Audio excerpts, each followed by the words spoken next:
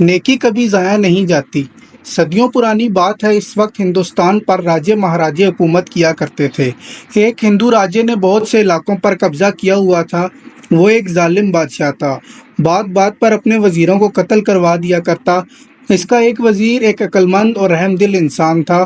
وہ رعایا کے ساتھ نیک سلوک کرتا اور ان کی ہمیشہ مدد کیا کرتا تھا۔ وہ ایک مرتبہ دریا کی دوسری طرف جانے کے لیے دریا پر پہنچا تو اس نے دیکھا کہ ایک ملا نئی کشتی لیے اس کے استقبال کے لیے وہاں پر موجود ہے۔ جب وہ دوسری طرف پہنچا تو وزیر نے دیکھا کہ بادشاہ کے ہر کارے کشتی پر قبضہ کرنے کے لیے تیار کھڑے ہیں۔ وزیر نے ملا کی کشتی ان سے بچا لی تو وہ وزیر کا شکریہ ادا کرتے ہوئے واپس لوٹ گیا۔ کچھ عرصے بعد کسی نے اس مسئلہ پر وزیر کے خلاف بادشاہ کے کان بھرنا شروع کر دیے۔ بادشاہ تو پہلے ہی اس موقع کی تلاش میں تھا کہ وہ کس طرح سے وزیر سے اپنا بدلہ لے۔ کچھ عرصہ پہلے بادشاہ نے ایک دوسرے بادشاہ کو ایک ہاتھی کا بچہ تحفے میں دیا تھا۔ وہ جب دیا گیا تب وہ بچہ تھا مگر اب جوان ہو گیا تھا۔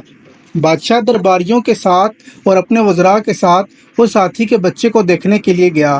تمام درباری اور وزراء اس ہاتھی کے بچے کی تعریفیں کر رہے تھے۔ بادشاہ وزیر سے انتقام لینا نہیں بھولا تھا۔ اس نے وزیر سے کہا، مجھے اس ہاتھی کا ٹھیک سے وزن کر کے بتاؤ ورنہ میں تمہیں قتل کر دوں گا۔ تمہارے پاس 10 دن کی مہلت ہے۔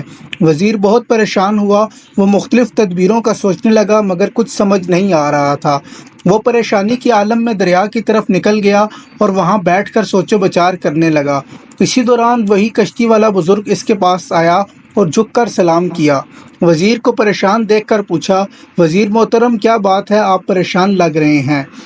وزیر کہنے لگا، ہاں بزرگوں، بادشاہ نے ایک الجھن میں ڈال دیا ہے اور 10 دن کی مہلت دی ہے۔ آج 8واں دن ہے۔ اگر میں جواب دینے میں ناکام رہا تو میری گردن اتار دی جائے گی۔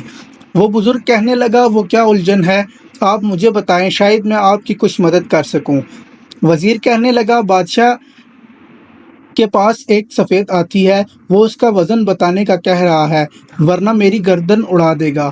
یہ تو کوئی مسئلہ ہی نہیں، چٹکی بجاتے ہی حل ہو گیا ہے آپ کا مسئلہ۔ وزیر کہنے لگا، میری جان کو بنی ہے اور آپ چٹکی بجاتے ہوئے مسئلہ حل کر رہے ہیں۔ بزرگ کہنے لگا، جی محترم، آپ کل ہاتھی لائیے، اسے کشتی پر بٹھا کر دریا میں اتارتے ہیں، جتنی کشتی پانی کے اندر جائے گی اس پر نشان لگائیں گے، پھر اتنے ہی وزن کا پتھر نشان لگا کر کشتی کے ساتھ پانی میں ڈال دیں گے۔ وزیر کہنے لگا، بہت اچھی بات کی ہے آپ نے، مجھے ساری بات سمجھ آ گئی۔ اگلے دن وہ ہاتھی کو دریا کے کنارے لایا، اسے کشتی میں سوار کر کے دریا میں لے جا کر کشتی پر نشان لگا دیا، پھر اس نشان تک پتھر ڈال کر وزن کیا اور پھر ان پتھروں کا وزن کر کے بادشاہ کو بتا دیا۔ جب بادشاہ نے وہ وزن دیکھا تو وہ بالکل برابر تھا۔ اب بادشاہ حیران ہوا کہ یہ کیسے ممکن ہوا۔